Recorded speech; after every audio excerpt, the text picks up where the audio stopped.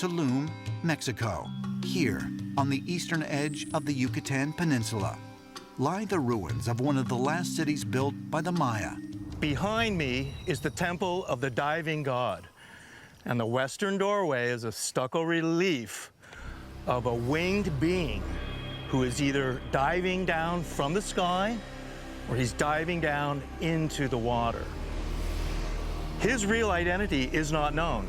In addition to the diving god, it has been documented that the interior of the temple once contained a mural portraying the Aztec water goddess Chalchutlicue. While the Aztecs did not occupy the Yucatan Peninsula, their ancestors, the Olmecs, did. And some believe there may be a profound connection between this area of Mexico and the Aztec water gods, who ruled over a paradise-like world called Tlalocan.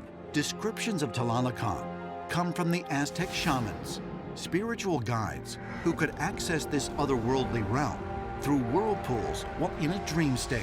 There's an intriguing site right here off the coast of the Caribbean Sea, and it may have a connection to the Aztec Tlalocan. And its name is Cenote Angelita, and it's right here. A cenote is a sinkhole where limestone bedrock has collapsed, exposing the fresh water underneath it. Many of the cenotes in this part of the Yucatan are believed to have been formed by the meteor strike that wiped out the dinosaurs more than 65 million years ago. As a result of this extreme impact, they contain high amounts of shocked quartz. Shocked quartz is a particular type of quartz that really needs very, very high pressure to form. Quartz is a crystal, but every crystal is not completely uniform. It's comprised of smaller little pieces that have to align along defect. And high pressure changes the internal structure of the quartz.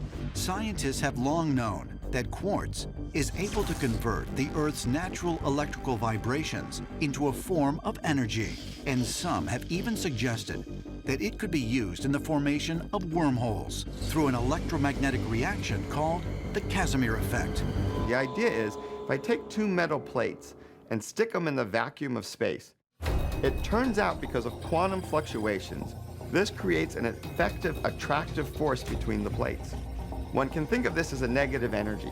Now, an intriguing idea that we get is that this is exactly the principle we need to understand perhaps how to stabilize a wormhole. Although there are a number of cenotes in the Yucatan, Cenote Angelita is very unique. About 100 feet below its surface, the fresh water meets up with the salt water coming from the ocean beneath it, creating a mysterious underwater river. David Childress has enlisted diver Spencer Stander to help him explore the cenote. We'll see the river around an island, and you'll see these bizarre trees. It's like a decrepit forest. It's so cool. It looks like a moving river. You'll be blown away. Although the waters of the cenote are extremely murky on the surface, at 15 feet down, everything becomes crystal clear. But once they descend to 100 feet, it turns as black as the darkest reaches of space. And even though we had lights with us, it was still like we were floating within the cosmos. But then as we got down at 100 feet, suddenly we could start to see the sides of the cenote.